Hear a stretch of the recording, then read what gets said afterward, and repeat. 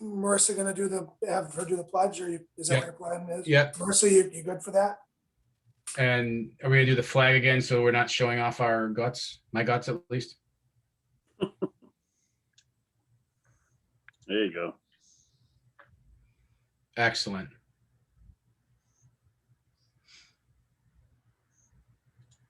All right, are we good to go? Should I do it? And Marissa. Okay. I pledge allegiance to the flag of the United States Marissa, of America. Oh, sorry. Marissa, hold on. He has to call the meeting to Sorry. order. Oh, my bad. She's jumping ahead of me real quick right I got there. excited. That's all right. Not a problem. The superintendent gets excited all the time when I talk to him with over issues. All right. I'd like to call the meeting to order. Please stand for the saying of Pledge of Allegiance.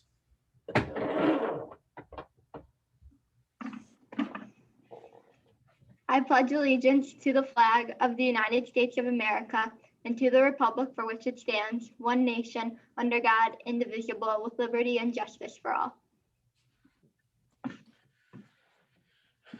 All right, very good. All right, we will go down to the consensus agenda items. I'd like to call for a motion to accept the consensus agenda items as submitted. I'll make that motion. I'll second. Anything to separate or to discuss? Steve, just on the approved field trips to BOCES, is that a limited number of students? Yeah, can I answer that? Yeah.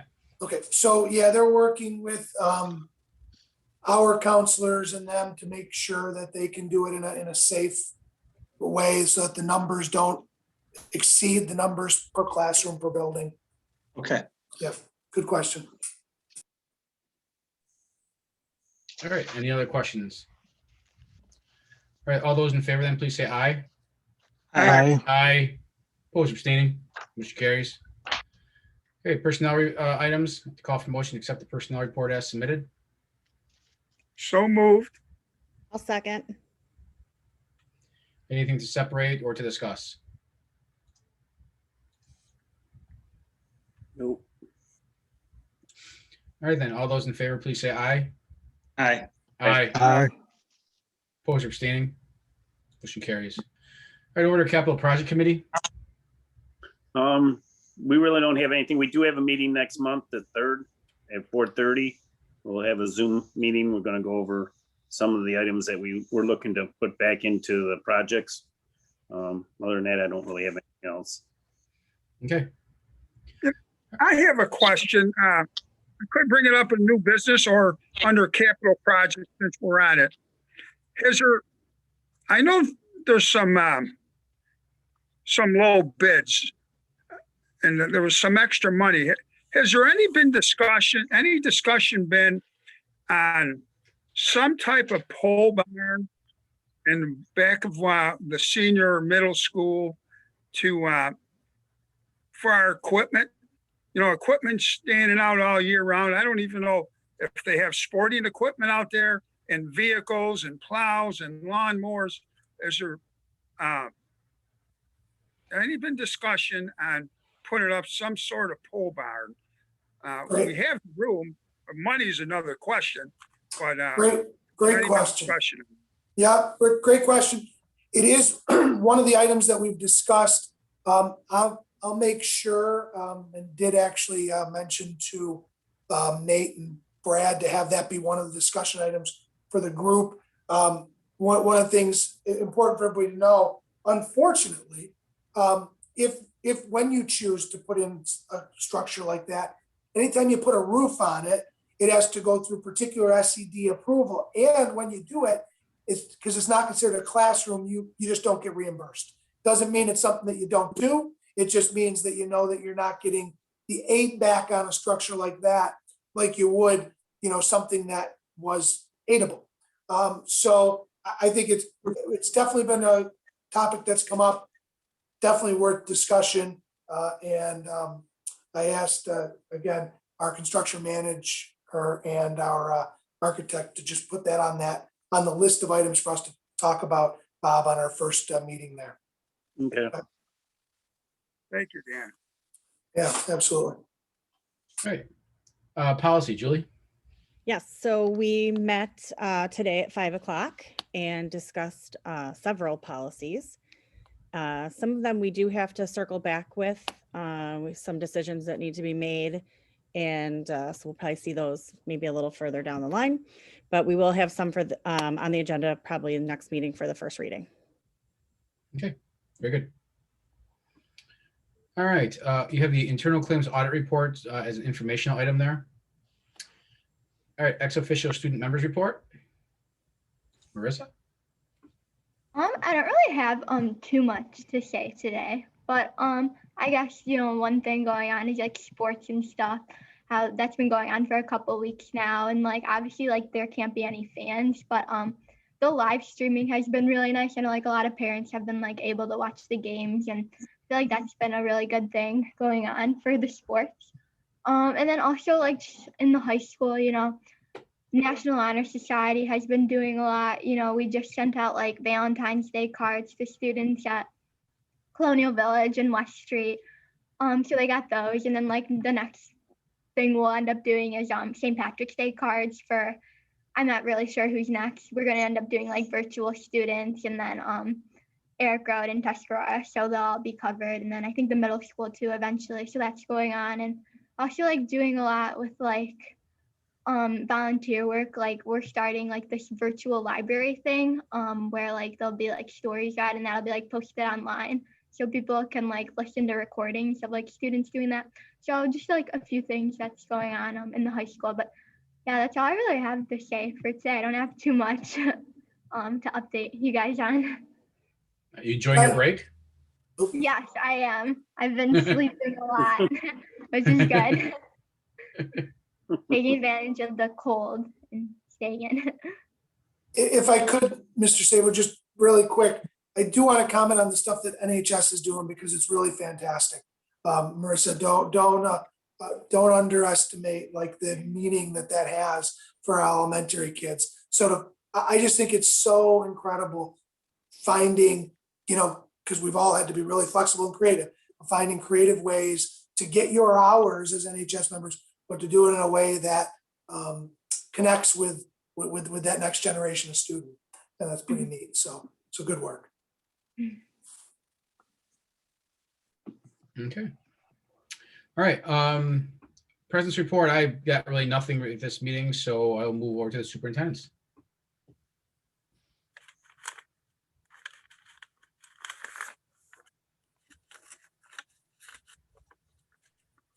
Steve, I'm not seeing the agenda up, so I'm sorry. I'll pull it up over here. Did is finance coming next? Yes. Okay, great. So I'll hold on that. Thank you. So one of the items tonight was a district calendar. Just want to make sure everybody notes that the 2 days that we did add were November 24th and December 23rd. There were a couple board members who talked about interest in discussing the BOE recognition, some of the things that we do. If it's okay with you, I will set up a Zoom for us to do that. Is there a time of day that works best? Flexible. I'm pretty flexible, just staying away from league meetings that I have. Okay. So I'll send out a Zoom for us, okay? And we'll Okay. talk. Great. Thank you.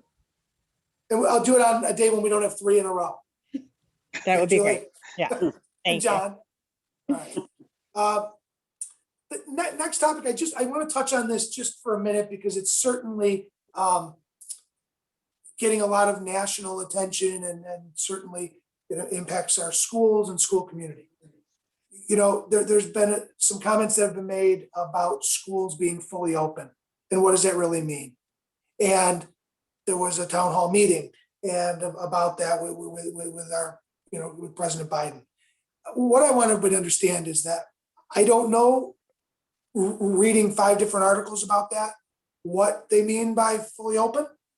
I know the one thing that was very consistent was that there's an expectation that if we get to summer that you could be at 5 days. As all of you know, in our district, we're at 5 days right now for everybody who wants to from K through 5, excuse me.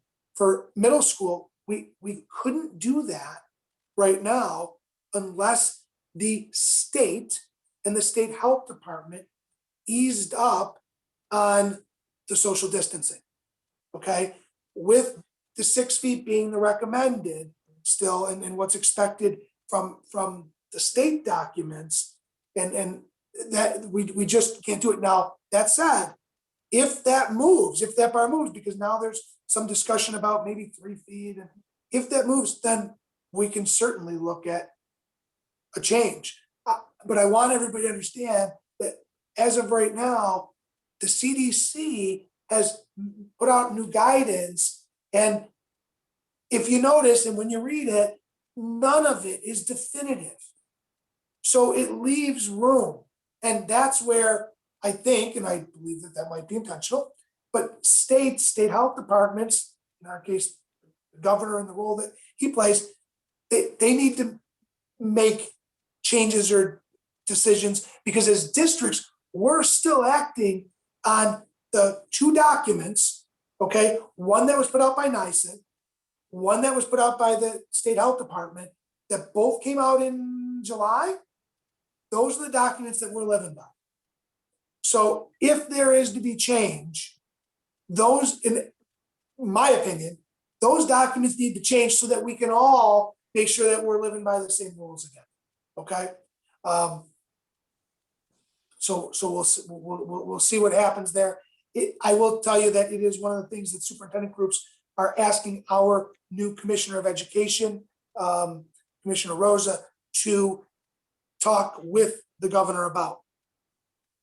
Okay, just give us, if you're going to have new guidelines, tell us what they are, be clear, so we can then put a program in place. All right.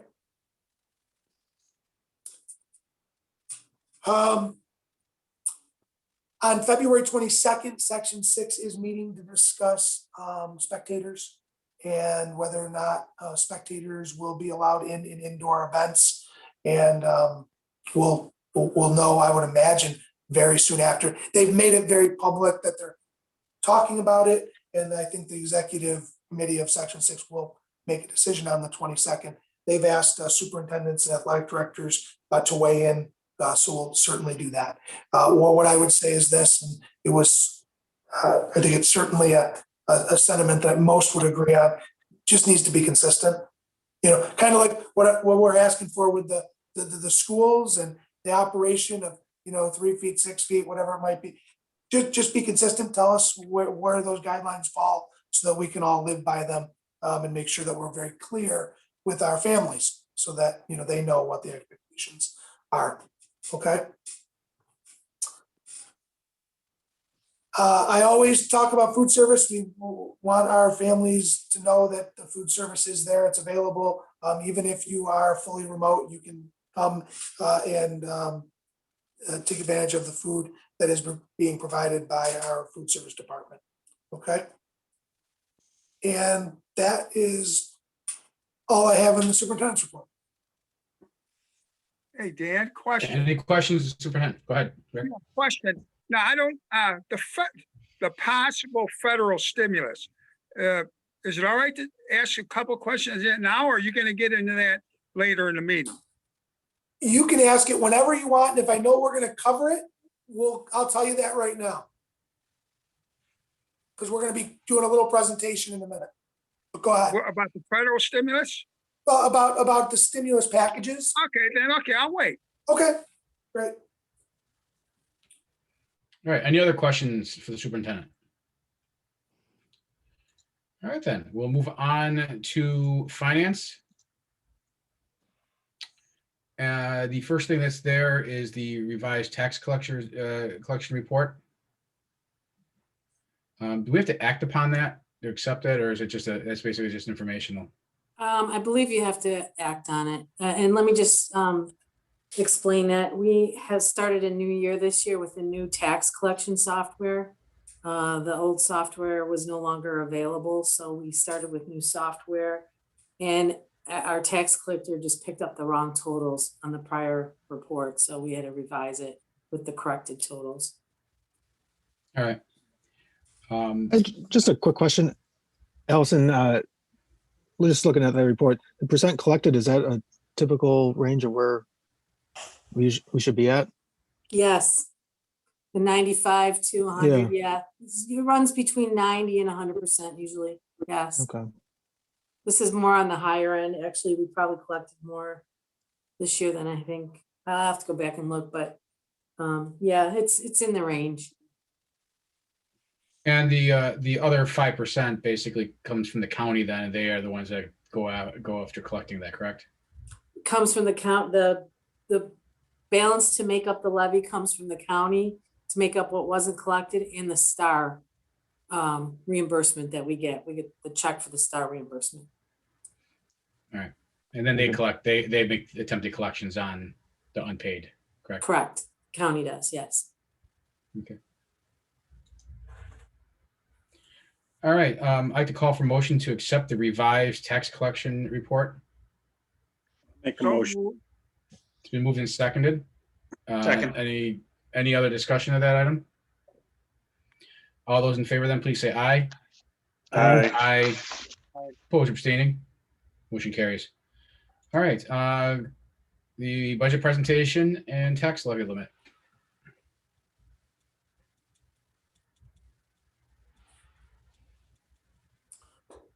Okay, thank you. Elsa and I will be going through these slides together. This year's budgeting is as unique as any year. It's always unique. It's always challenging, but this year's a little bit more so because of a few factors that we'll walk through, and some of the things that are most concerning, I guess I would share. So if you look at this first slide, the one thing that I want to point out, and there's a lot of numbers on there, okay? But the one thing that I really want to point out is, give me 1 second, I'm sorry.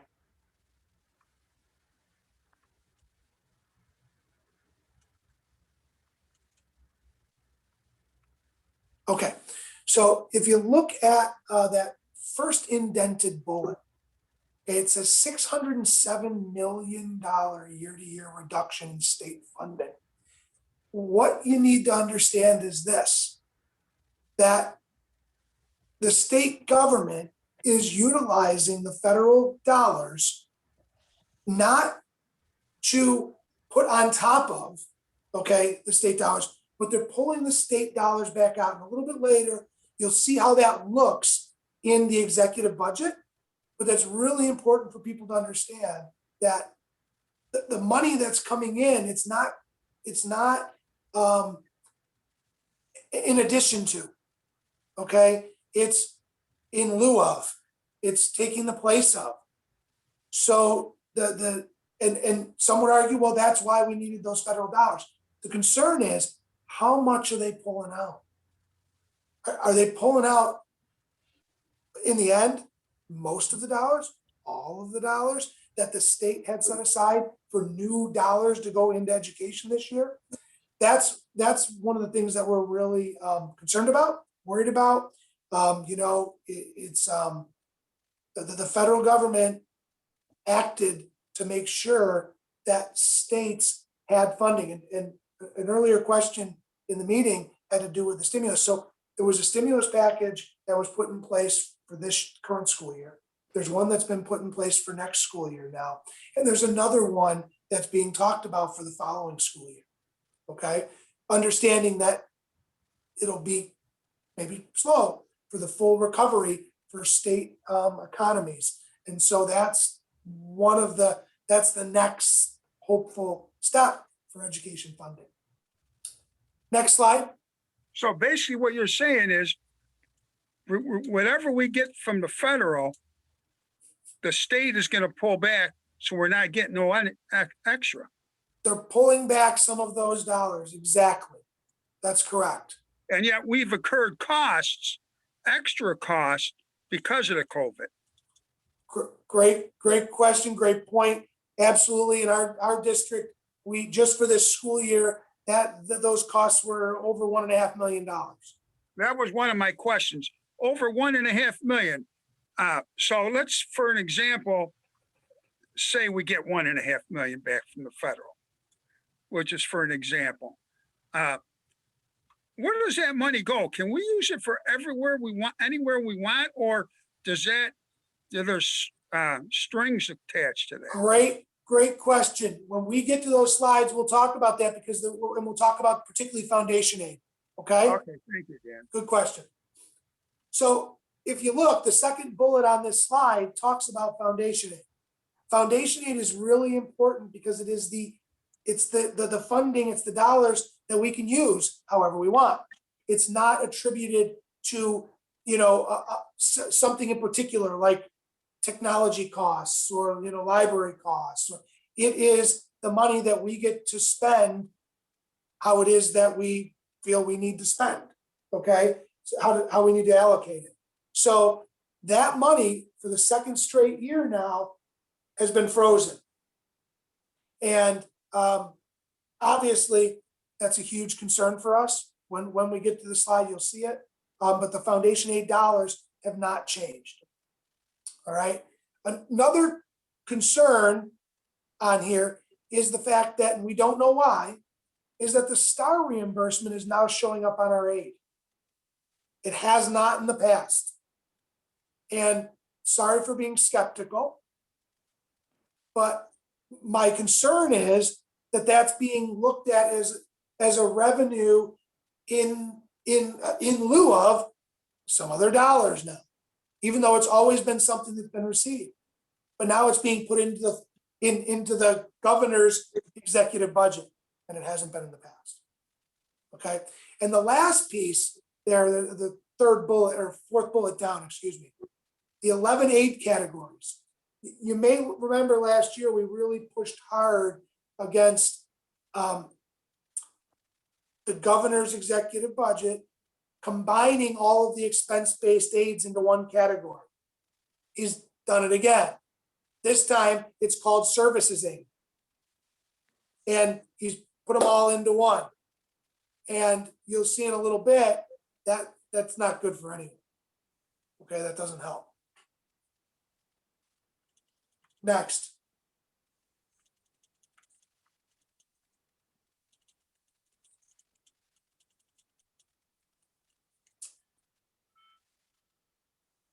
If you look at it just as a percent, you hear there's a 7.1% statewide increase. That is not representative of what districts receive. Okay, if you look, the next bullet, the median, oh, and I should have said this before, excuse me. This data is put together by the New York State Council of School Superintendents. Okay, we have a group there, a legislative group, and they do advocacy. They pulled all this data. That's where this comes from for anybody who's asking. The median increase is 2.1%. That's half of all the districts, okay, would receive a smaller amount than that. 23% of the districts would increase year-to-year reductions would experience year-to-year reductions in total aid. That's us. Okay, as of right now, the executive budget has us at a negative. Over 70% of the districts would have their entire allocation of federal aid consumed by two state funding sources. That's us. Okay, so we're on the very negative end of all this, and you'll see some of the numbers, some of the data to support that in a minute. Okay. How did we get on such that bad list? Great question. We'll show how those numbers were figured out in a minute. Okay. Okay. To the degree that we can, because some of it's not known. Next. So there's a lot of information on here. What NISCUS did is they pulled a number of school districts. I just want you to see the layout. And then what we did is we pulled our numbers and we put them in and slotted it this exact same way. Okay. And we'll go through that in a minute. But what you can see, if you can read what's at the top of this slide, and that's really the pertinent piece here, is that the school aid runs for the 21-22 executive budget include allocations from federal stimulus aid, start property tax reimbursements, as well as the traditional, what we would call school aid, what normally shows up on the executive runs, okay? Foundation aid, as I said, would be frozen for the second straight year. The STAR would be cut by the lesser of the districts, and this, Rick, gets to the question you asked. STAR would be cut by the lesser of the district's 2021 STAR funding or its 21-22 federal stimulus aid, okay?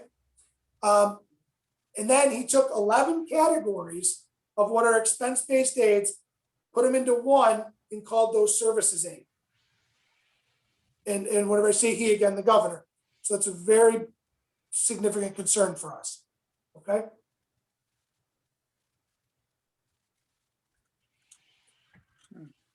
This right here just kind of shows that breakdown again. We're going to break down our district in a minute. So at the bottom there, you can see, you know, the executive budget, okay, for our district is at negative 0.2%. Negative 0.2% for Niagara Wheatfield.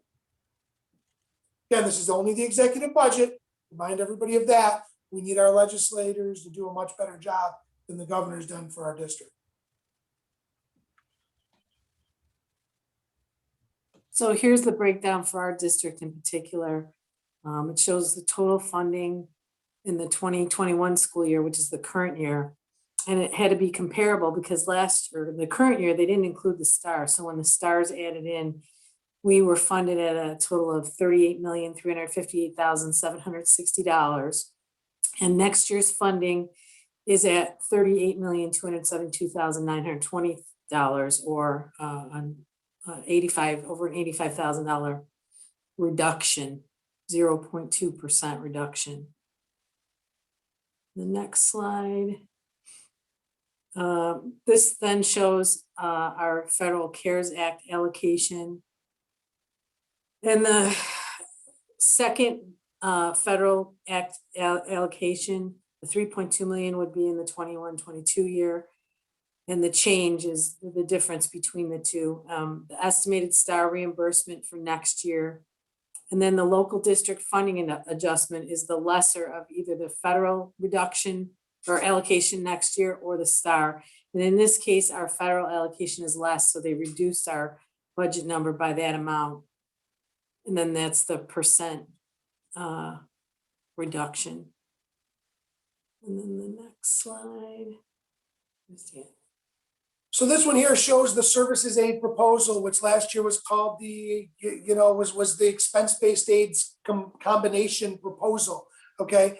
In other words, it's taking all of these aid categories that are paid back to districts year after year based on the prior year expenses, okay? And in many cases, those are items that we don't have control of. So we have to expend the dollars, let's say, to get our students transported, right, to school. We have to spend the dollars to make sure that our students receive the proper programming that they need, particularly when it comes to things like special education. When we spend those dollars, we typically, in past years, all past years, have received a percentage of, at our aid ratio, of that money back in the following year. The governor's goal is to put all of those into one category, and in future years, just fund them by whatever small percent increase is put on at the state level, or like we've had the last couple of years with foundation aid, at no increase. Well, if we have to fund program, things that we can't turn away from, we're going to then have to cut something else out because it's not being done in the traditional expense-based aid way. Does everybody understand that? Does that make sense? Mm-hmm. Okay. Yep.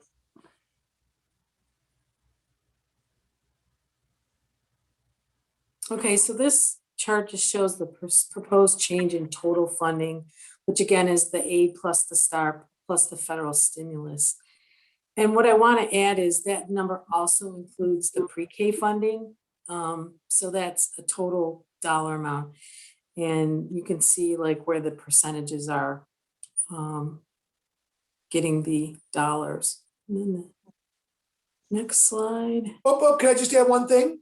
Sure. If we just go back, and Rick, you asked how it is that we're in the position that we're in. Well, it's because we fit into the average need category. Okay. Right. And you can see that the average group was at about 1.6 of the funding. Well, that's not us. We didn't end up with that. Okay. Is that basically because we've tried to do a good job over the years, you, Allison, the whole team? It has less to do with, you know, the how a district has, you know, managed their finances than it does what the poverty level within a school district. Okay. And if we go to the next slide.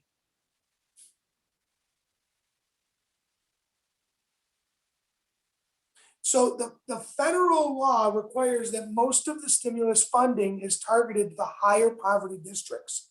Okay, it's written that way in the federal law. So here's the point. If the state government is taking the federal dollars that they know have to go to the very high need districts, and then they take out the same amount or take out the state aid to the districts that don't qualify, the districts that don't qualify end up with little to nothing. Okay. And one of the things that you can see here, if you could click, I think one more time here. I think this is really interesting because you can see how the 2021 CARES Act, 64% of that went to New York City. Okay. 8% went to the big four cities. The high need smaller cities got 10%. The high need rurals ended up with 5%. The average need ended up with 11%. Okay, and then the low need 2%. One of the questions that's always asked, and it's underlined on this slide for a reason, is about shares of the federal stimulus fund. In New York State, it was determined that and this was years ago, that a particular share of all of the education dollars need to go to New York City, and a particular share need to go to the big cities. And then the rest goes to the rest of the districts. And that shares agreements has stayed in place. And so just to put it in perspective, you know, New York City makes up 8.4 million people in our state, but our state has a population of 19.5 million. And they're received, so that New York City makes up 43% of the population, but they're getting 56% of the federal dollars. All right. So, you know, I think this is just key. It's really important for people to understand this. Next.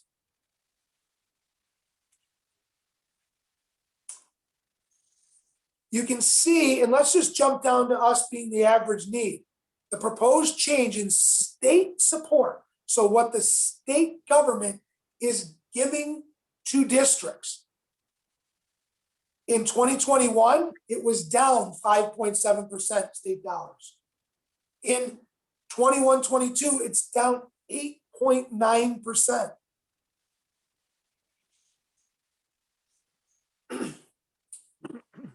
Next. Allison. Transportation aid. So initially the governor had said that they would not cover standby costs for maintaining transportation to provide while the school buildings were closed. And they had subsequently changed their mind. I mean, it really did not impact us because although we have contract transportation, it's for our special programs, transportation mostly. 99% of it, or if not 100%, is all special education transportation. And when our school buildings close, there's nothing in our contracts that states that we're obligated to pay for those services that we're not using. And I did not pay for them, so really did not affect our district in that way. But there were some districts who did continue to pay the contracts to the transportation providers. with the hope that they would be on standby when they needed them again. So that's what this is addressing.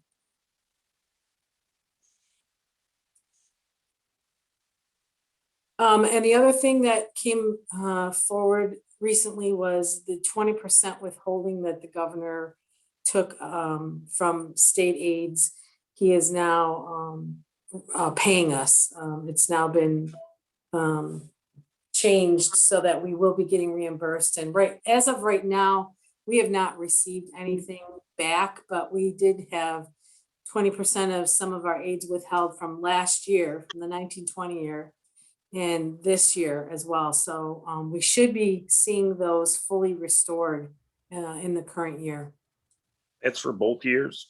Yes, that's correct.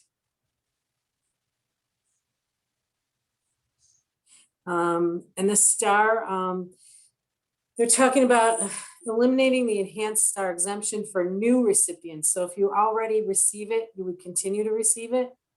What would happen would be that you would be eligible for a quote unquote enhanced STAR, but you would not get it off of your property tax bill. You would be reimbursed. So they're trying to convert the STAR exemption off the property tax bill to a reimbursement that you apply for. You pay your bill in full, and then you get a reimbursement check from New York State. This budget will also automatically convert basic STAR exemptions for mobile homes into STAR credits. Same thing. So if you're eligible for a STAR exemption, you would be getting it just in a different way. You'd be paying your property tax bill up front instead of showing that exemption on the bill and then getting a reimbursement check. When's this supposed to take place, Allison? Well, if it passes, this is in the governor's proposal now, so the legislature would have to pass that in their proposal. And then it would take effect in the new year.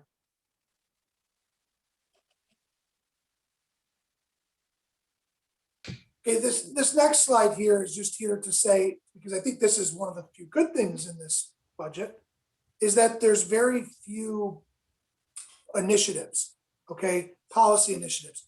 And the reason I say it's a good thing is because as you all know, very often those mandates come to us unfunded. So in a time when we're getting, at this point, very little from the state, negative right now, hopefully with the legislative budget that's better, we can ill afford to have more unfunded mandates, right? And on this slide, one of the things require internet service providers to offer cheap, affordable access. That's something certainly the governor's taken on, the federal government's looking to do, but it's a complicated path and it's not a one size fits all. So that's an important thing. I'm glad that that's happening. We know in our district that's been a huge issue. So again, I'm happy that that's happening, but it's something that at least it's not an unfunded mandate being passed off to the district. Okay. Next.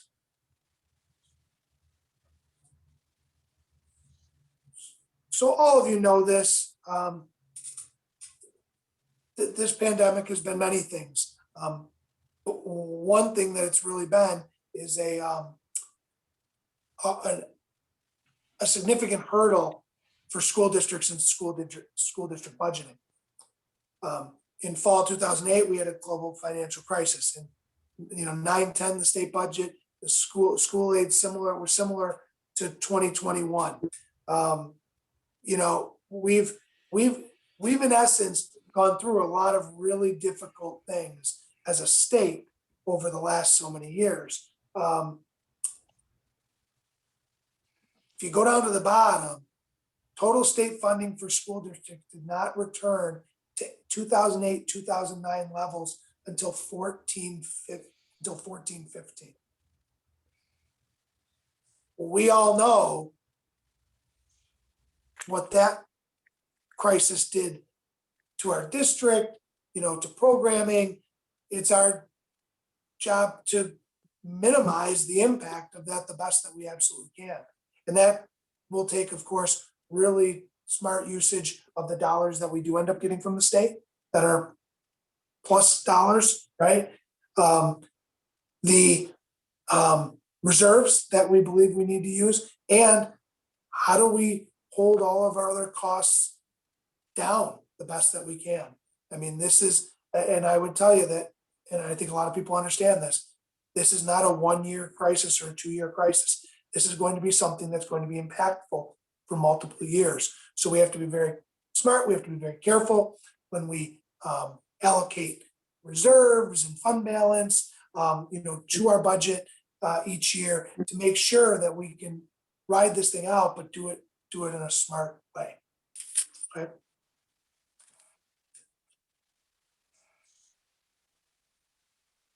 Next, this just gives everybody an idea of some of the things that happened last time we had this significant downturn in the economy. I'm not going to read all of these things to you, but you can certainly see, and those that were involved in the education process, budgeting at the time, know that how impactful all of these different things, or how impacted all of these different things were because of that last crisis.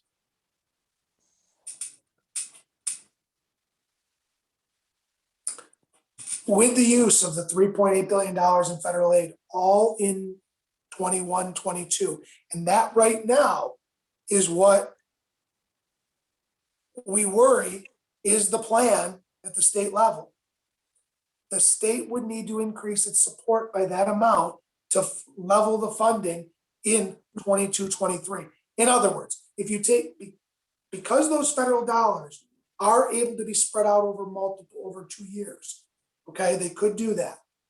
The state government could then fill in the rest. If the state chooses to take all those federal dollars and apply them at once, what it means for us as a district is that the following year, the state's gonna have to plug that entire hole.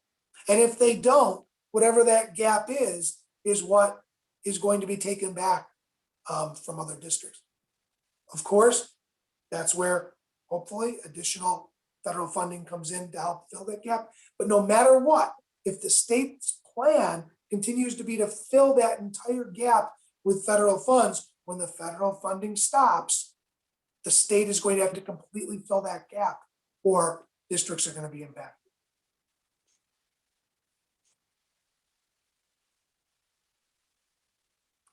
Okay, and then this is just the executive budget proposal that we get, and you can see Niagara Wheatfield is there, and the total district support year to year is a minus 0.22. And you can see us compared to some of the other districts in Niagara County.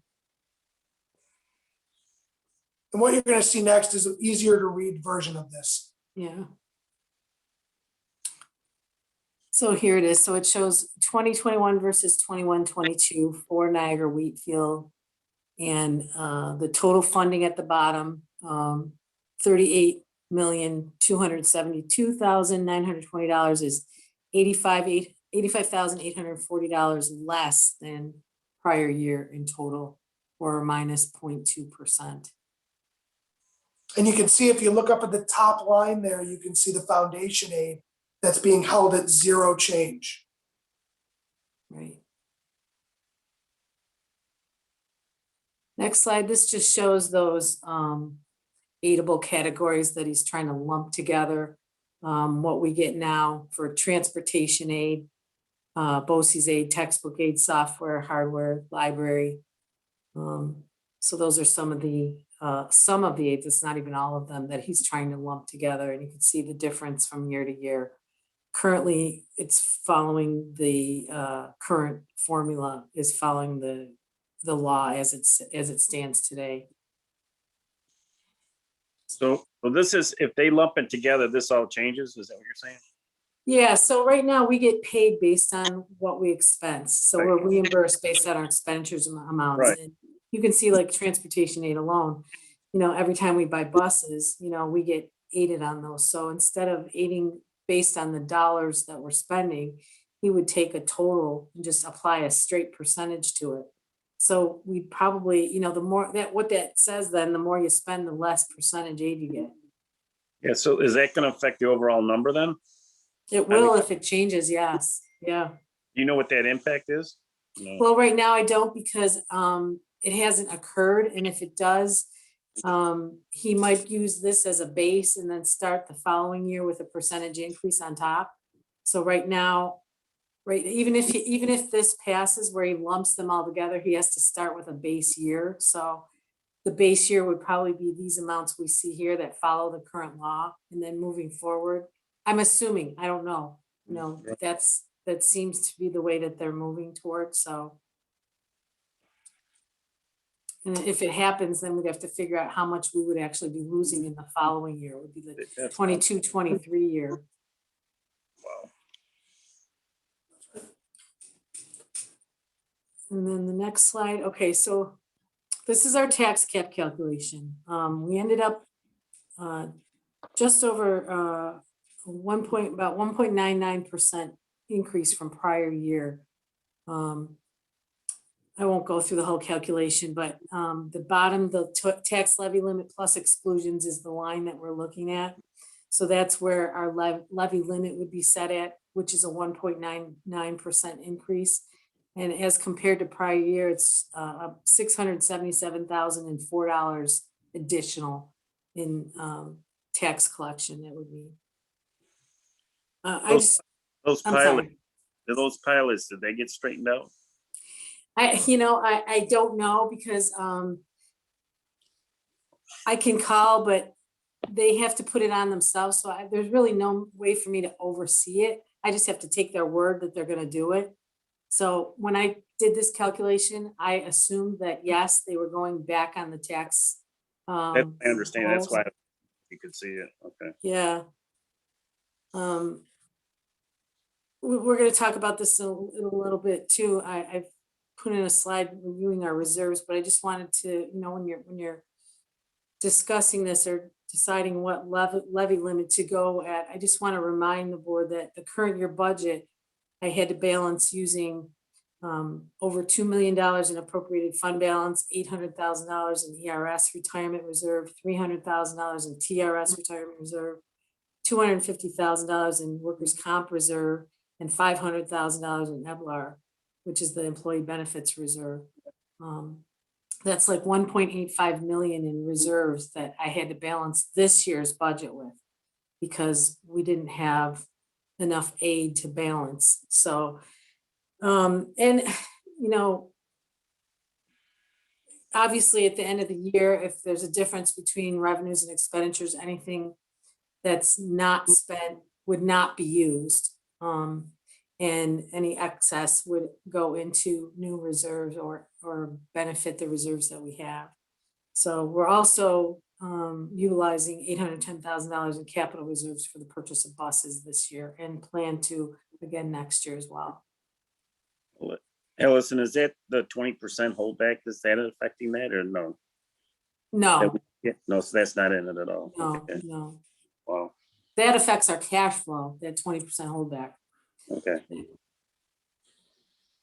The next slide, you can see, again, these are the reserve balances after taking into account what I've applied for the current year. So in other words, if we don't use all those monies in the current year, it'll go back into these reserves. Those dollar amounts that I just discussed, that I just said, would go back into their reserves and would increase these amounts. But this is like, if we were to use everything this year fully with our budget.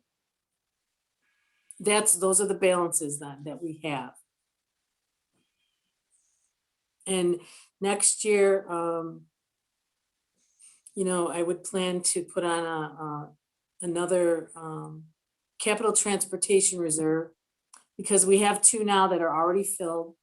And you can see we use about $810,000 a year. So we've got, probably 3 years, close to 3 years worth of bus purchases moving forward. So we'll probably need another reserve to start, just to start building in. We have money remaining in the capital improvement budget, that's $6 million.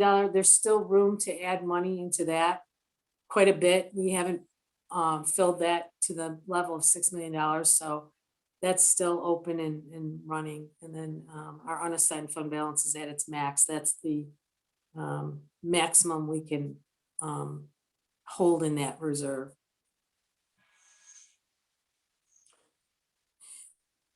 And the next slide. Oh, I'm sorry, any questions? Any questions, just really quick on reserves? Yep. I don't know if it's the appropriate time. Did we talk about possible making another line or adding to the line for the technology department to buy computers? Yes, there was there is actually it was a resolution that went in, you just approved tonight. So to utilize $250,000 of that 2019 capital reserve money, that $558,000. So up to 250,000 of that would be used for technology this year, because the governor's allowing us to do that this year, and we could use it this year. And then we can put on the budget vote. We had discussed, and we'll be putting on the budget vote another capital reserve for technology, correct? So there'll be two reserves that are going to be on the budget vote this year, one for transportation and one for capital technology. Thank you, Alice. Yep. And then the last slide is just, again, we got our stress score. We remain steady at 3.3%. And quite frankly, that is totally due to the state owing us money for Tuscarora funds. And it's affecting our cash flow, and that's part of that calculation. So that is why we're at 3.3%. So good news is we did get some of that money paid to us in this year. So that's good. So that'll help. How much are they behind? Off the top of my head, I'm not sure. I think we've been paid, we haven't been paid this year yet for anything, and we've submitted quarterly. We're supposed to submit quarterly invoices, which we have, so we have not been paid anything this year yet. And I believe, I'm pretty sure we're caught up for last year, maybe one quarter behind, but I'm not 100% sure. I have to look. I think that's right. I think the last I knew the last payment wasn't made Yeah, I this year. think they're just one quarter behind. Have you had to borrow anything for cash flow? No. No, we didn't end up having to because that money came in. Good question. Good. I mean, like nick of time at the end of that month. Yeah. I mean, it was really, honestly, that it was the nick of time because Yeah, if you remember Allison asked and the board, you agreed. I mean, you signed or approved allowing us to do that and to borrow. And it was right up until the end of the month, we got that payment. Thank goodness. So, and just a broader commentary too on the reserves. You know, if we want to talk best case scenario with this current year's budget, and not knowing what the dollar amounts are, best case scenario is we don't utilize all the money that we appropriated for the 2020-21 budget.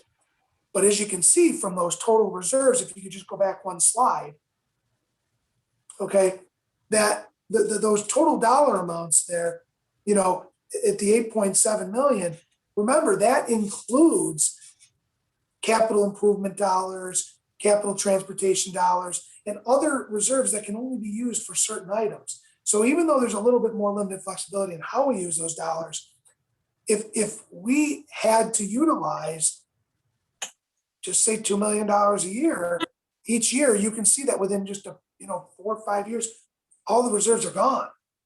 So it's really important that we don't have to do that we don't get to a point. So, being really wise in what we put in, we obviously can't ever expend our budget. So we always have to allocate a little bit more than we believe we're going to use. But this year will probably be the closest year we expect as far as what we allocated from all of our reserves versus what we actually have to use. Yeah. Okay. But the good news is because we got those payments from the Tuscarora, we will have some money to reinvest in reserves at year end. So that's good. So The other thing I just want to talk about quickly is there was a question asked at the last meeting about vehicle leasing. And one of the proposals I had asked the board is to expend the capital transportation reserve money to fund some of the facilities and the food service truck. And that would go on the May budget vote because that needs voter approval as well. But in the meantime, I had looked into leasing and we talked to one of the automotive people that have lease agreements through a state contract. So there's actually two kind of leases. And I know Mr. Lee had mentioned something about the police department's leasing too, which fall into a different lease category. But there's a state contract out that has a regular lease. And what I was told was it's similar to like when you lease a vehicle personally, okay? There's a mileage cap, there's an inspection, you pay for damages at the end. However, the difference being that because we're a government entity, the rates tend to be higher because in the government agreement, the state agreement, there's a clause that says that if the funding isn't available, the lease can be terminated so that the leasing agency then charges a higher rate to maintain that lease, knowing that it could just be cut off at any time. That's one thing. Number two, there's also something called a track lease, which there's no mileage cap. It's similar to taking out a loan. So basically it's like, instead of going through a bank, you're taking out a track lease, which I believe is what Mr. Lee had referred to. There's no mileage cap. There's a term rental agreement contract. It's ended. However, at the end, you have to buy it out. You know, you still have to come up with cash to buy out the vehicle. With both of these options, there's no residual value of a vehicle. You have to come up with the cash to buy it out.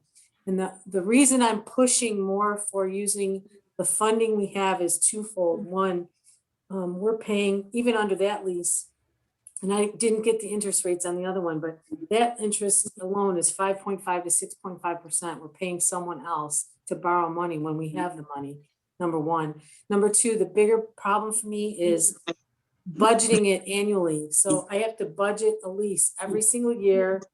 And I have to also budget the corresponding revenue to offset that expenditure, which could be a problem in the future, frankly, if our revenues keep getting cut. You know, so yeah, we can get out of the agreement with one of those types of contracts, but then what? We don't have any facilities vehicles. So it's like, you know, I would definitely recommend using the capital transportation reserve funds to purchase these vehicles. They will last up to 10 years. You know, we keep them maintained by our own fleet, you know, our own mechanics.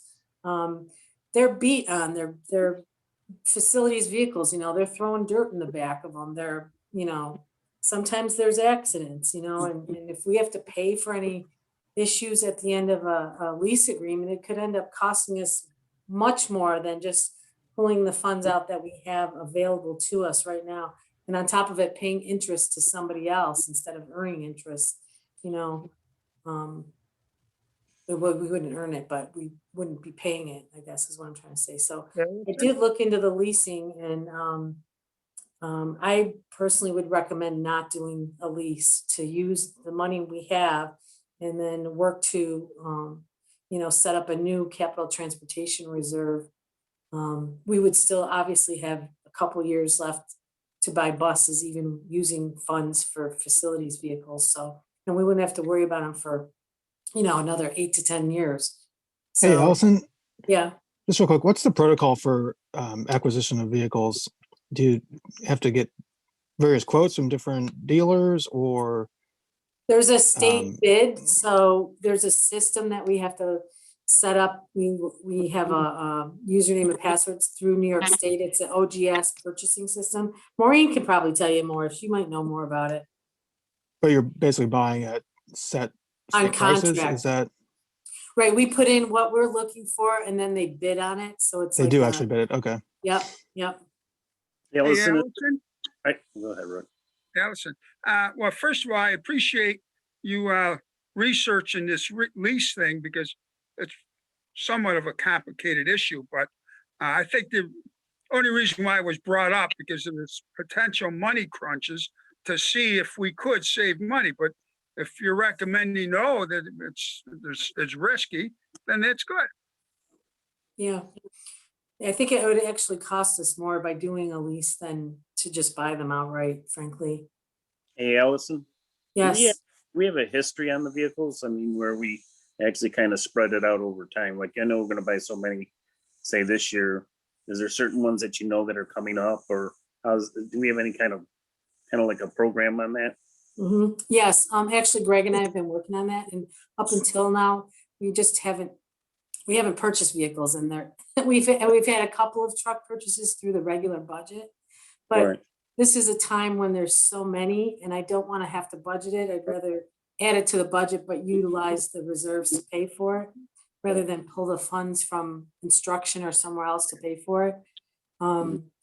But yeah, he's put together a plan to utilize the vehicles and maintain them, over like I said, 8 to 10 year turnover, depending on the mileage and the shape of the vehicle. It just so happens right now we have so many that are like at their wits' end. We have a couple that aren't going to pass inspection, and we have one that's that he uses for salting, I think it is. And when he does his plowing and stuff, that's really in need of repair. So Sometimes we get to the point where we're putting more money than they're worth into them. That's why I was kind of saying over time, Right. spread out where we're not taking a big hit at once. Right. And this year is probably the 1 year. I mean, like I said, I've been trying to replace them every year. Last year, I don't know if we bought any. This year, we did not buy any. But yeah, we were trying to do that to spread them out a little bit. But we're just at a point where there's like, I forget how many he said, 3 or 4 that really need to be replaced now because they won't pass inspection. And there's so many issues mechanically, we can't, like you said, it's costing us more to put the money into it than to just buy Exactly. them. I understand that. Allison, are there any venues for any used equipment and like the cut in the case of a salt spreader that you're not going to use all year? Is there any clearinghouse vendor, anybody that maybe you could get something that the depreciation's already paid off on that vehicle and have a reliable vehicle? Like a used vehicle, you mean? Yeah, and in short, yeah. Probably. I'm not sure that I would recommend that because you just never know what you're getting. I mean, I feel like if we buy a new vehicle, it's going to be under warranty for so many miles and so many years. We wouldn't have to worry about it. And frankly, like something like a salter or something where we need a plow, we have to be able to depend on that to clear the lots and make sure that everything's, salted properly so that people aren't falling down and it's costing us in workers' comp cases. Yeah. It's just really important when the guys are going there at 4 or 5 in the morning that they get in a vehicle and it's able to start up and they can drive it, I mean, I'm sure there is. I just wouldn't personally recommend it. I would rather buy something new and have it for 10 years and know what we have and have something reliable and dependable. Okay. Yeah, that's all the more reason we need to build a big pole barn. Store the stuff inside out of the weather and save money in the long run, huh? Yeah. Just teasing. I love it. No, it's true. You're right. We've True, talked about it's it true. for a couple of years now. Absolutely. Yeah. So, if nobody has any questions, that's all I have for this evening. That the next slide is a thank you. Very next slide. Thank you. Okay, our discussion now has to turn to the setting of the tax levy limit. As you saw from the presentation, that the maximum tax levy limit that we have right now is 1.99%. And I'll entertain comments from board members right now about what they feel that the levy limit should be set at. Well, Steve, question.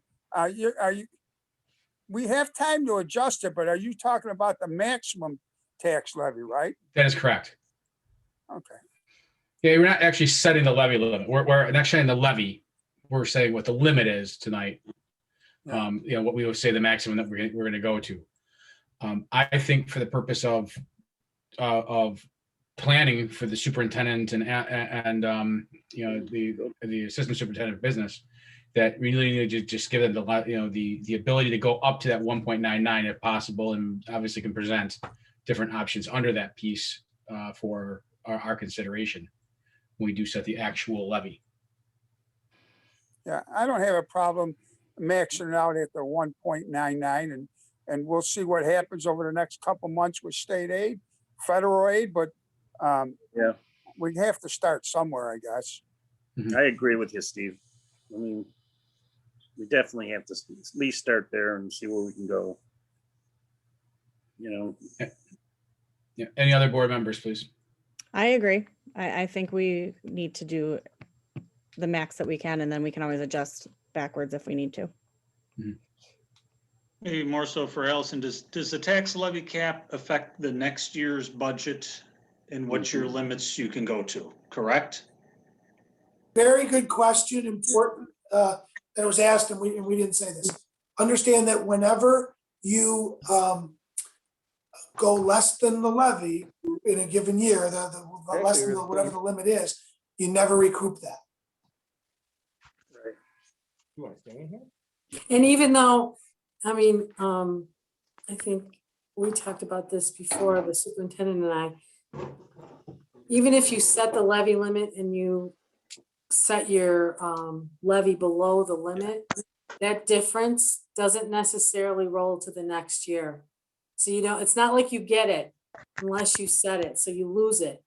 It does not roll. There's certain specifications that the state requires in order for it to roll, and they're really specific. And it's because I thought maybe we would, because last year, if you remember, the board did not go to the levy limit. So it was below the levy limit. I thought maybe we'd have that gap roll into the current year. No, it's the lesser of two things, and it rarely, I'll say, probably ever gets to roll over. So you lose it if you don't set it at the levy limit. What was the limit we did last year? Hold on, I know we lowered it below the tax levy maximum because we were concerned with what was going on in the area economically. But I don't remember what that was. We set the limit to be what we did is exactly what we're planning on doing. I'm suggesting this year. We gave them the ability to go up to the maximum levy limit, but we set it lower last year. Yes. What the actual limit was last year. right.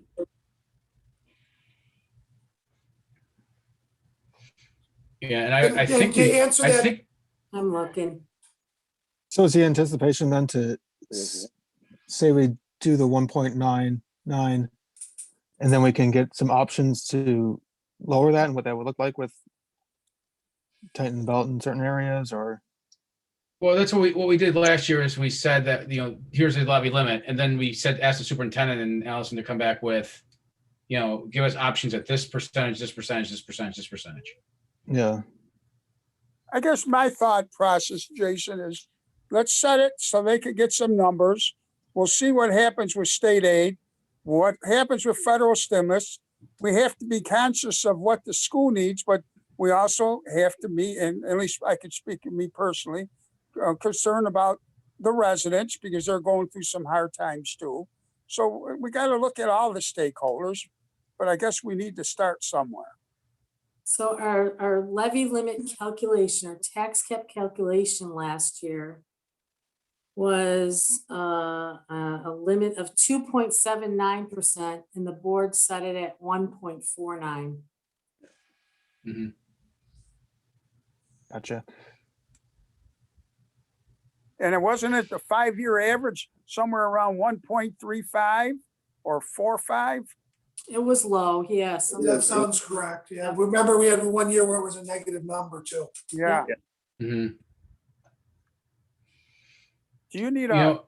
Oh, go ahead. I was gonna say, I mean, just the thing to also think about, and obviously for our future meetings, when we actually get the worked up budget and what we see, what, with the various limits worked into it. I'm sorry, the tax increases worked into it, is that we have to plan thinking with the Board of Ed also that the governor is going, I'm going to say this really politically incorrectly, is going to screw districts as he has in the past when it comes to hard financial times. And that we are going to be hunting for funding wherever. Because I mean, just think of what happens if that services aid sticks.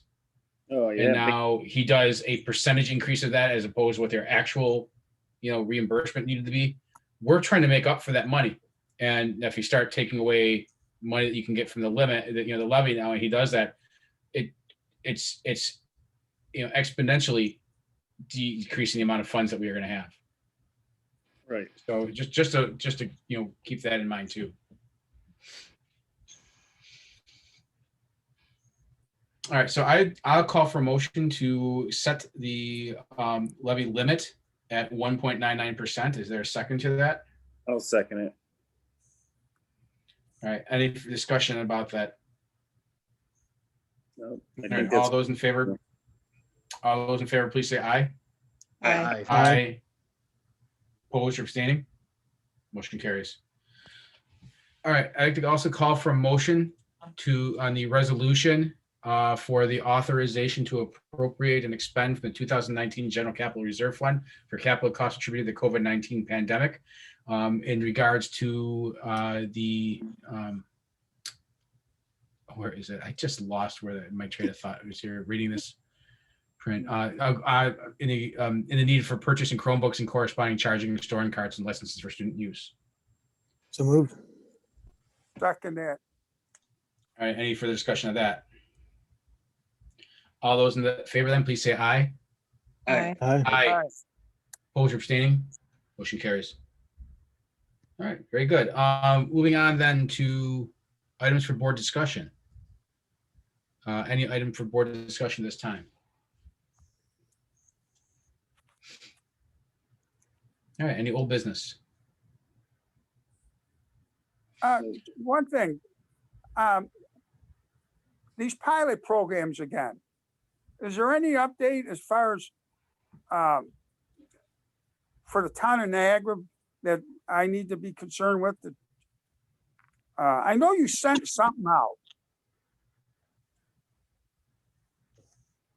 Dan, Allison, correct, this year, there were no concerns with the town of Niagara, correct? Correct. Nothing with the town of Niagara. for 2020 or 2021? Either year. We didn't have any issues with the town of Niagara. Oh, okay. Must be a good councilman there then. Gee, I didn't know you were in the town of Niagara. Yeah, okay. Go ahead, that's all then. I don't,